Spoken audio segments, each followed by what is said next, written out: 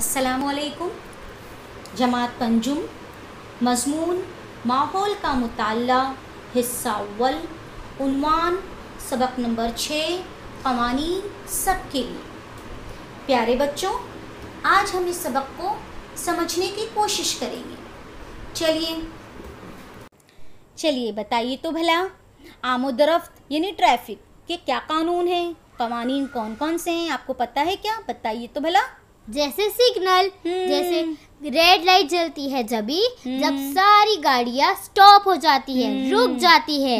और फिर yellow light जलती है, मतलब पीली लाइट, जब सारी गाड़ियों को ऐसा एक सिग्नल मिलता है कि अभी देखो आप लोग को गाड़ी स्टार्ट करना है। वो लोग को एक वो मिलता है सिग्नल कि अभी हम लोग को गाड़ी स्टार्ट करना है। और फिर ग्रीन लाइट जलती है तो गाड़ियाँ चलने लगती है, मतलब वो लोग स्टार्ट हो जाते हैं। वेरी गुड, है ना।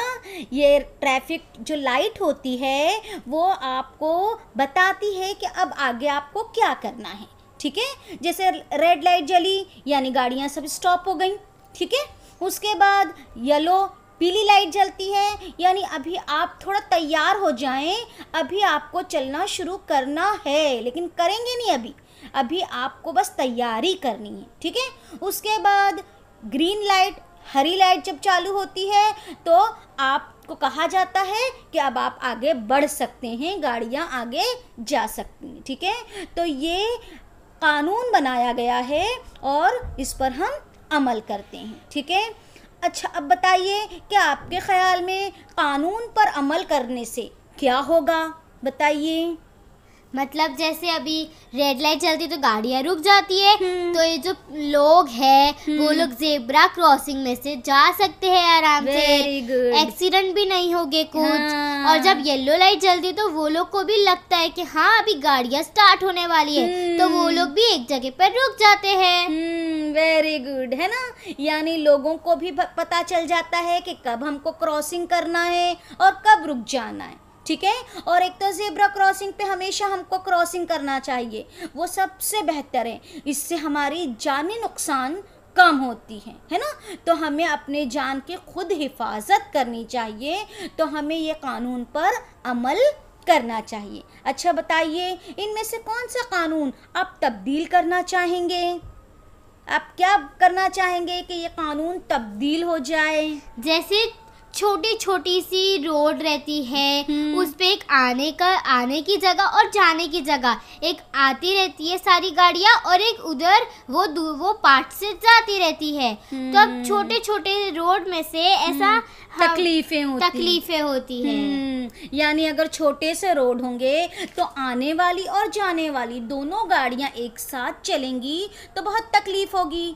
तो इसके लिए क्या करना चाहिए? पहले तो रोड बड़ी कर दें, है ना, सबसे बेहतर। और अगर रोड बड़ी नहीं कर सकते तो एक रोड पर वन वे रखें, यानी सिर्फ जाने वाली गाड़ियां, आने वाली गाड़ियां उस रोड पर ना चलें, आने वाली के लिए दूसरी तरफ से दूसरे रोड से गाड़ियां आएं, है ना। तो ये चेंजेस हमें लाने चाहिए हर जगह। कहीं कहीं है ऐसी चीज़ें, लेकिन बहुत सारी जगहों पर ये कानून नहीं है। और छोटी से रोड पर आना और जाना दोनों होता है, उसमें क्या होता है कि बहुत ट्रैफिक हो जाती है, लोगों को चलने में भी दूभर हो जाता है, परेशानी हो जाती है और गाड़ियों को भी तकलीफ होती है, ट्रैफिक लग जाता है। तो ऐसा ना हो।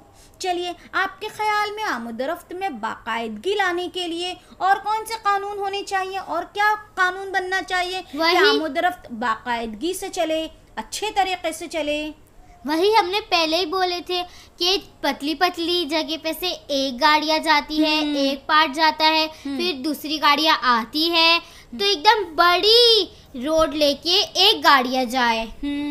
यानी सबसे बेहतर तो ये है कि रोड को चौड़ा किया जाए।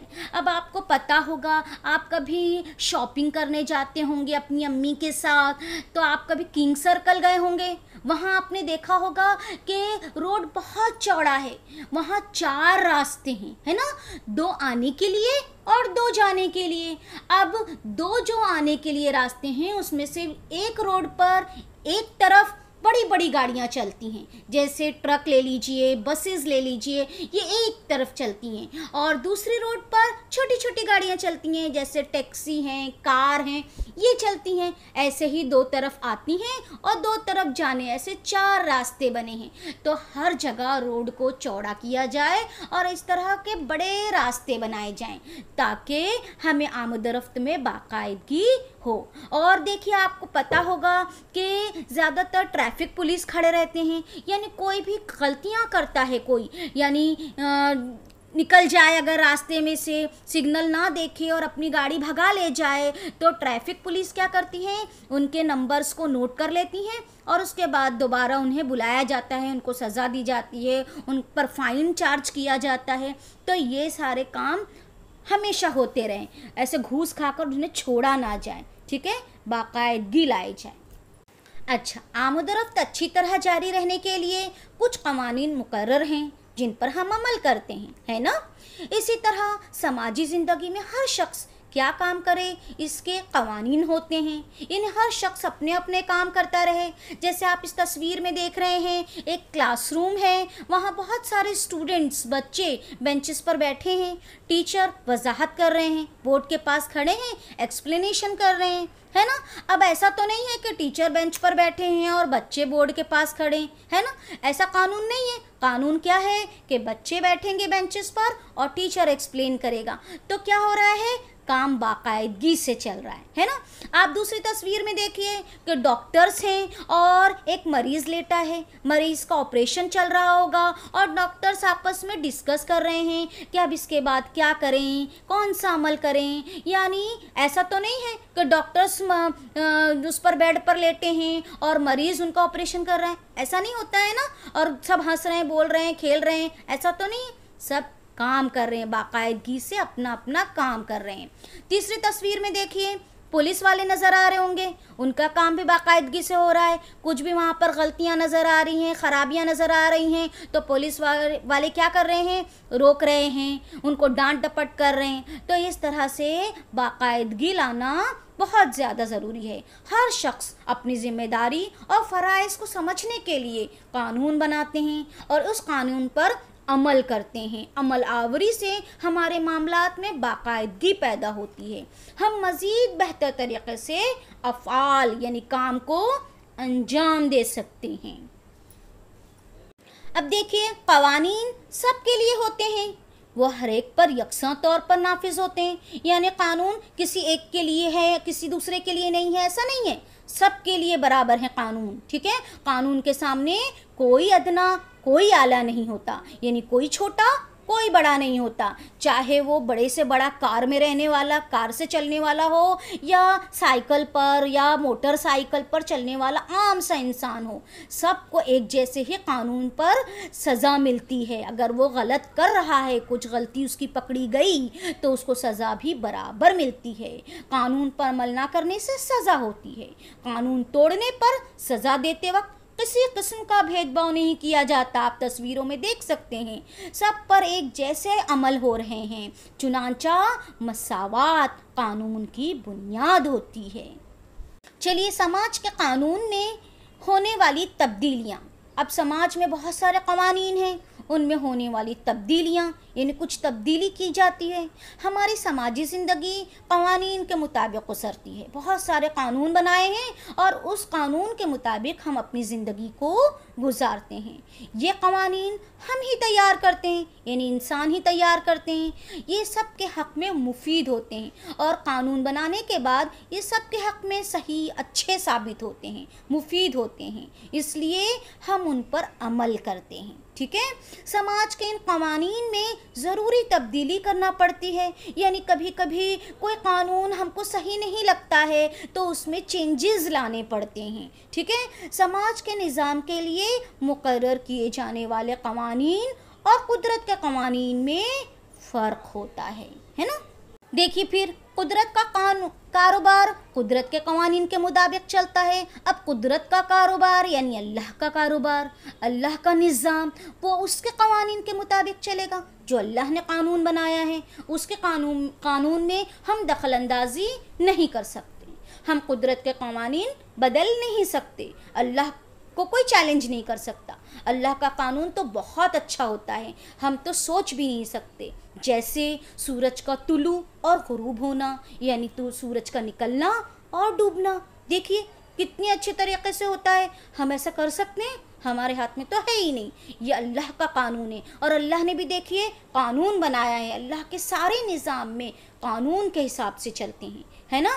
मौसमी चक्कर देख लीजिए, उसमें भी तब्दीली आती है, मौसम बनते हैं, कभी गर्मी आती है, कभी बारिश आती है, कभी सर्दी आती है। देखिए वो भी बराबर से चक्कर चलता है ना। सर्दी, उसके बाद फिर क्या आती है तो गर्मी, गर्मी उसके बाद क्या आता है तो बारिश। ये बराबर चलता है, कभी कुछ चेंज होता है क्या? नहीं, कानून बराबर चलता रहता है। ठीक है, तो ये सारे कानून अल्लाह के कानून हैं। कशिश शक्ल का कानून, ये भी कभी तब्दील नहीं हो सकता। कशिश शक्ल यानी क्या? ज़मीन की अपनी तारीफ अपनी तरफ हर चीज़ को खींच लेना, है ना, वो कशिश शक्ल कहलाती है। जैसे आप उछलते हैं और दोबारा ज़मीन पर आ जाते हैं, है ना। आप उछलते हैं और हवा में रह जाते हैं क्या? नहीं, है ना। आप गेंद को हवा में उछालते हैं, फेंकते हैं, वो भी दोबारा ज़मीन पर आ जाता है। आप बहुत ऊंचाई से एकदम ताकत से ऊपर फेंके अगर बॉल को, तो वो ऊपर ही चला जाएगा क्या? नहीं, कितना भी आप ताकत से फेंकें फिर भी बॉल नीचे ही आएगा। आप कितनी भी ताकत से उछलें, आप नीचे ही आएंगे, आप ज़मीन पर ही खड़े हो जाएंगे। तो ये क्या है? कशिश शक्ल है, यानी ज़मीन की अपनी ताकत है, क़ुव्वत है, वो हर चीज़ को अपनी जानिब खींच लेती है। ठीक है, जैसे समंदर का मद्दोजज़र, है ना। आप इस तस्वीर में देखिए, समंदर का मद्दोजज़र होता है, समंदर में मद्दोजज़र उठते हैं, यानी पानी की जो लहरें हैं वो बहुत ऊपर उठती हैं, फिर नीचे चली जाती हैं, बहुत आगे तक आ जाती हैं, फिर पीछे चली जाती हैं। ठीक है, तो ये समंदर का मद्दोजज़र है। चाँद की तब्दीली, चाँद में भी जो अशकाल है चाँद के, उसमें तब्दीली नज़र आ रही है। कभी बारीक चाँद होता है, फिर धीरे धीरे धीरे बड़ा बड़ा बड़ा बड़ा, और उसके बाद फुल मून हो जाता है, पूरा चाँद, यानी अमावस का चाँद, और लास्ट में फिर पूनम का चाँद। इस तरह से चाँद की शक्लें तब्दील होती हैं। ये कुदरत के कानून है ना, ये कुदरत की तरफ से होता है। हमारे हाथ में है क्या? नहीं, हम ये सब नहीं कर सकते। ये सारे कानून, ये सारे काम अल्लाह करता है। कुदरत यानी अल्लाह, अल्लाह करता है। ठीक है, कुदरत के कवानीन ज़्यादा मुस्तहकिम और अटल होते हैं, यानी एकदम अटल होते हैं, उसमें चेंजेस कोई नहीं कर सकता। सिर्फ अल्लाह चाहे तो ही वो चेंज होता है, वरना उसमें कोई भी चेंजेस, कोई भी तब्दीली नहीं होती। वो कभी फरसूदा या मतरूक नहीं होते, यानी कभी ख़त्म नहीं होते, वो हमेशा चलते रहते हैं। देखिए दुनिया कब से कायम है ना, हज़ारों बरस हो गए हैं और दुनिया अब तक बराबर चलती चली जा रही है, तो ये ख़त्म नहीं होते। लेकिन इंसानों के लिए बनाए गए कवानीन में हालात के मुताबिक रद्दोबदल करना पड़ता है, यानी हालात चेंज हो जाएं तो इंसान ने जो कानून बनाए हैं उसमें हमको तब्दीली, रद्दोबदल यानी तब्दीली करनी पड़ती है। हमारा मुल्क अंग्रेज़ों के ज़ेर हुकूमत था, आपको पता होगा, है ना। कुछ साल पहले हमारा मुल्क अंग्रेज़ों के ज़ेर हुकूमत था, यानी हमारे ऊपर, हमारे मुल्क में अंग्रेज़ राज करते थे, उनका राज चलता था, उनका कानून चलता था। उस वक्त के कवानीन मुख्तलिफ थे। हमें आज़ादी मिलने के बाद हालात बदल गए, है ना, तब्दील हो गए। अब वो लोग चले गए तो उनके कानून भी चले गए। अब हमने क्या किया? अपना कानून बनाया। आपको पता होगा, है ना, डॉक्टर बाबा साहब अम्बेडकर की निगरानी में हमारा अपना कानून बना। फिर हमने जो कानून बनाया हम उस पर अमल करते हैं, उसके मुताबिक अवामी ज़िंदगी का कानून तब्दील हो गए। मसलन जब मुल्क को आज़ादी मिली तब 21 साल से ज़्यादा उम्र के शहरियों को वोट देने का हक़ हासिल था, यानी उस वक्त वोट देने का हक़ 21 साल के इंसानों को था, यानी चाहे वो मर्द हो या औरत 21 साल के बाद ही वोट डाल सकते थे। लेकिन 1988 में ये चेंजेस आए, तब्दीली आई और वोट देने का हक़, हर फर्द को वोट देने का हक़ 18 साल मुकम्मल करने पर दिया गया, यानी 18 साल मुकम्मल हो जाए तब वो उसे हक़ दिया गया कि वो वोट डाल सकता है। हर फर्द यानी हर इंसान, चाहे वो मर्द हो चाहे औरत। ठीक है। तो ये चेंजेस हमें लाने पड़े, तो ये ज़रूरी था। चलिए ये हम करके देखते हैं, ठीक है। अपने वालिदैन और दादा दादी से पूछिए कि उनके ज़माने में स्कूल में कौन से क़वानीन नाफिज थे। यानी हम उनसे पूछते हैं, बैठकर उनसे बातें करते हैं कि वो जब स्कूल जाते थे तो कैसे कानून थे, क्या बेल होती थी, क्या सब एक साथ सुबह में स्कूल आते थे, दोपहर में एक साथ छुट्टी होती थी, बीच में रिसेस मिलती थी, ये सब होता था क्या उनके साथ भी। हम उनसे बैठकर पूछेंगे उनके ज़माने में स्कूल में कौन से कानून थे, आपका और आपके वालिदैन का और दादा दादी। इस तरह 3 सुतून बनाइए। आप 3 ऐसे लाइन खींचकर देखिए और लिखिए कि आपके वक्त कैसे कानून हैं, आपके अम्मी अब्बा वालिदैन यानी अम्मी अब्बा के वक्त कैसा कानून था, और दादा दादी यानी ग्रैंड पेरेंट उनके वक्त कैसा कानून था। तीनों सुतून में स्कूल से मुताल्लिक़ क़वानीन के बारे में मालूमात लिखकर उनका मवाज़ना कीजिए। यानी देखिए कि क्या फ़र्क था, दादा दादी के वक्त कानून कैसा था स्कूल का, अम्मी अब्बा के वक्त स्कूल में कैसे क़वानीन थे, और हमारे वक्त आज आप जब स्कूल पढ़ रहे हैं उस वक्त कानून कैसे हैं, क्या कानून बदल चुके हैं और कौन से कानून तब्दील हुए हैं, कौन से नहीं हुए।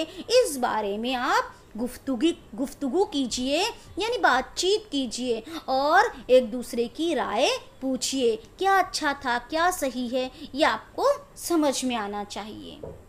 अब आप इस तस्वीर में देखिए और जहन में रखिए, ठीक है। लड़का और लड़की या मर्द और औरत, उनका मर्तबा मसावी होता है ना।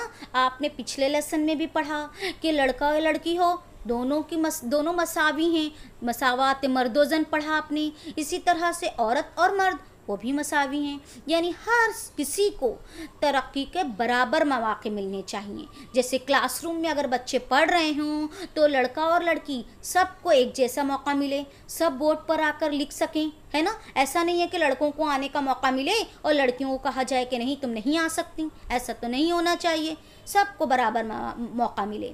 उसके बाद जब बड़े हो जाएं तो औरतों और मर्दों को भी तरक्की करने का बराबर मसावी मौका मिलता है, यानी ऑफिस में दोनों सेम काम करें, है ना। ऐसा तो नहीं है कि औरतें सिर्फ झाड़ू पोछा करेंगी ऑफिस में जाके और ये मर्द जो हैं वो कुर्सी पर बैठकर काम करेंगे, ऐसा नहीं है। सब एक जैसा काम करते हैं, तो बराबर तरक्की का मौका सबको मिलना चाहिए, ठीक है। चलिए इस तस्वीर में आप देखिए कि एक मास्टर साहब हैं, हाँ, और एक स्टूडेंट हैं आपकी तरह, ठीक है। अब मास्टर साहब कहते हैं, वो अपना लेसन पढ़ा रहे हैं, ठीक है। सबक पढ़ाते पढ़ाते उन्होंने कहा कि तमाम उम्र के लोगों को तग़ज़िया बख्श ग़िज़ा की ज़रूरत होती है, यानी उम्र की कोई क़ैद नहीं, चाहे वो बच्चा हो, बूढ़ा हो, जवान हो, हर किसी को तग़ज़िया बख्श यानी क़ुव्वत वाली ग़िज़ा खाने की ज़रूरत होती है। ये मास्टर साहब ने पढ़ाया तो उस बच्ची ने हैरान होकर पूछा, लड़की को लड़के की तरह तग़ज़िया बख्श ग़िज़ा की ज़रूरत नहीं होती है क्या, यानी क्या लड़की को लड़के की तरह तग़ज़िया बख्श यानी कि क़ुव्वत वाले ग़िज़ा की ज़रूरत नहीं होती है।